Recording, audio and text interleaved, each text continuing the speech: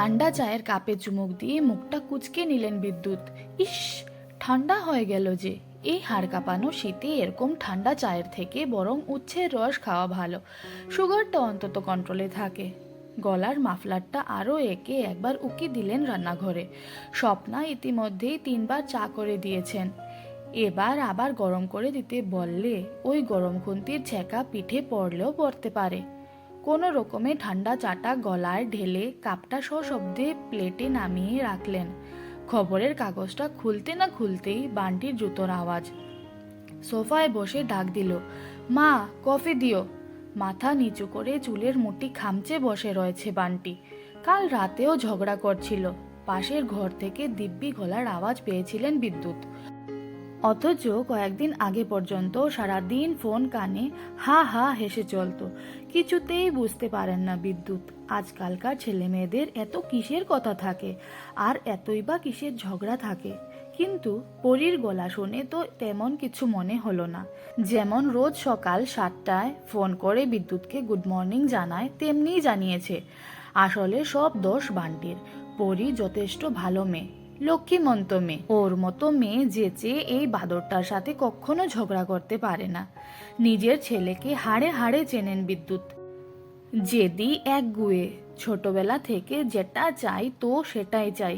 একবার বিদ্যুতের Parker pen নেবে বলে টানা 1 ঘন্টা কেঁদেছিল। তখন কতই বা বয়স বান্টির, 10। স্বপ্না টেবিলে ব্রেকফাস্ট রেখে গেছেন। বান্টি সেসব ছুল না, কফিটা খেয়ে উঠে যাচ্ছিল। স্বপ্না রে রে করে দৌড়ে এলেন। কি শুরু করেছিস তুই? কাল রাতেও খেলি না। মায়ের কথার কোনো জবাব না দিয়ে গট গট করে বেরিয়ে গেল বান্টি। ফোনটা পেয়ে এক মুহূর্ত দেরি করেনি পরি।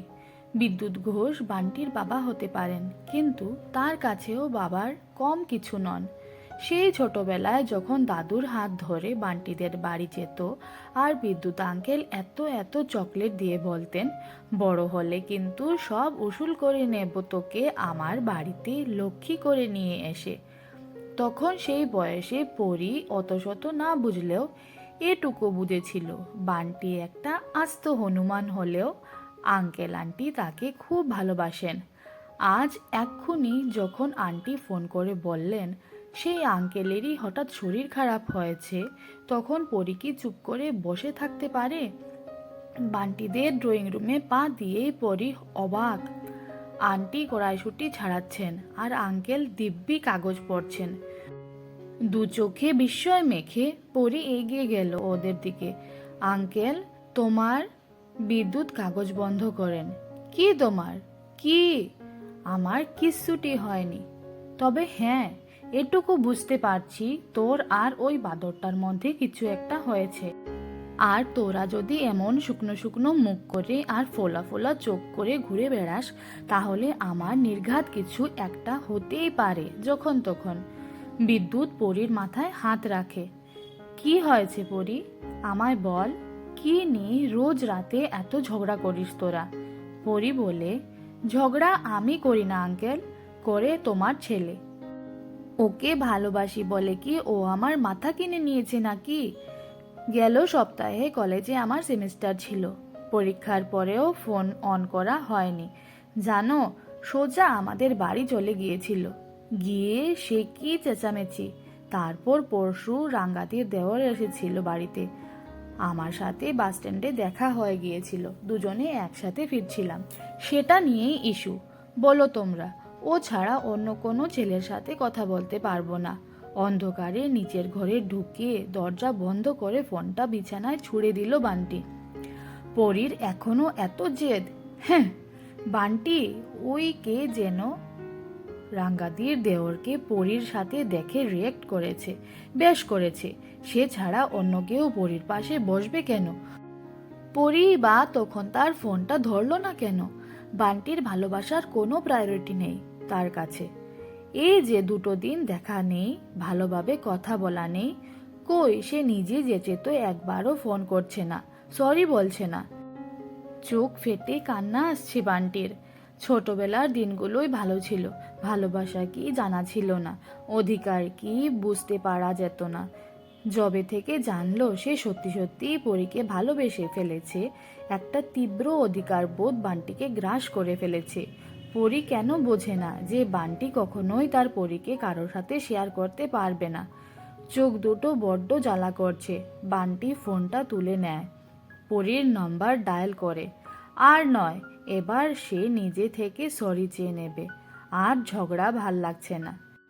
কতদিন পরীর হাসি শোনেনি, আহ্লাদি মুখটা দেখেনি, ভালোবাসেনি। পরীর ফোন বন্ধ বলছে, একবার দুইবার তিনবার, প্রতিবারই বন্ধ বলছে। বান্টি পরীর মার নম্বরে ফোন করে। দেবিকা বলেন, পরী তো কিছুক্ষণ আগেই বেরোলো, বলল ফিরতে দেরি হবে। ওয়ার্টলেস। বান্টি পরীর বাবাকে ফোন করে, তিনিও তো অফিসে। খুব অসহায় লাগছে এবার। কোথায় গেছে পরী? ফোনটা বন্ধই বা করে রেখেছে কেন? আবার সেই পাগল পাগল ভাবটা ফিরে আসছে মনের মধ্যে। মাথার ভিতর সব যেন জোট পাকিয়ে যাচ্ছে। পরী ঠিক আছে তো? আজকাল রাস্তাঘাটের যা অবস্থা, পরীকে একা কোথাও ছাড়তে বড্ড ভয় করে বান্টির। কিন্তু পরী এখন কোথায়, কি অবস্থায় আছে সে? ফোনটাই বা বন্ধ কেন? কি করবে এখন? কি করবে বান্টি? ঘর থেকে বেরোতে যাবে, হঠাৎ পিঠে একটা স্পর্শ, ঘরের আলো জ্বলল।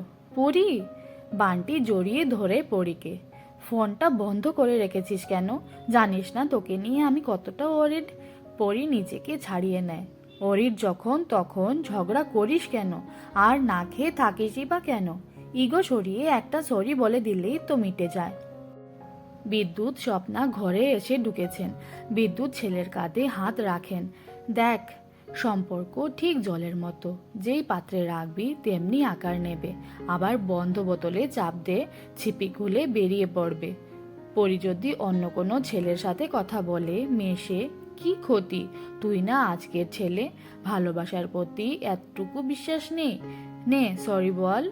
বান্টি চোখ নিচু করে, হ্যাঁ আমি ওভাররিয়েক্ট করেছি, মানছি করেছি, কারণ আই লাভ হার। ও যদি নিজেই একটা সরি বলে নিত সেদিন, তাহলে তো আর আর আজকেই বা ও ফোন বন্ধ করে রেখেছিল কেন? ওর জন্য আমার চিন্তা হয় না নাকি? পরি তেরে আসে, ওয়েট ওয়েট, আমি কেন সরি বলবো? আঙ্কেল আন্টি তোমরাই বলো, আমার দোষ ছিল। এবার স্বপ্না মৃদু হাসেন। দেখ, দোষ যেই করুক, কষ্ট যখন দুজনেই পাবি, তখন একজন কেউ এগিয়ে এসে সরি বললেই তো মিটে যায়। তোরা দুজন কি আলাদা? এই যে আমাদের 24 বছর হতে চলল, কি ভাবিস ঝগড়া হয় না, রাগ হয় না? হয়েছে, আবার মিটেও গেছে। যেই দোষী হোক না কেন, আমরা সেই অভিমানকে, সেই রাগটাকে কখনো বাসি হতে দেই না। মনে রাখিস, ভালোবাসায় যখনই ইগো চলে আসে তখনই ভালোবাসার মৃত্যু হয়। এবার দুজন দুজনকে সরি বলো দেখি। আর আজ থেকে নো ঝগড়া। বেরিয়ে যাওয়ার আগে স্বপ্না বিদ্যুৎকে টানেন, চলো চলো, কচুরিগুলো বেলে দেবে, চলো তো। যাওয়ার আগে বিদ্যুৎ বলেন, দেখ দেখ কেমন খাটাচ্ছে, দেখেছিস? তবুও আমি রাগ করি না। কেন বলতো? কারণ আমি জানি, আমি ভালোবাসি বলেই না এই শীতে প্রতি সপ্তাহে আমার গিন্নি কড়াইশুটির কচুরি বানায় আমার জন্য। বাবা মা বেরিয়ে যেতেই বান্টি দরজাটা ভেজিয়ে দেয়। এক ঝটকায় পরীকে বুকে টেনে নেয়, কানে কানে বলে, দেখলি তো, এখনো বাবা মার কত প্রেম, আর তুই খালি আমায় ভুল বুঝিস, রাগ দেখাস। পরী বান্টির কান টেনে ধরে, দেখাবই তো, আগে সরি বল। বান্টি পরীর ঘাড়ে নাক ঘষে দিয়ে বলে, আই লাভ ইউ।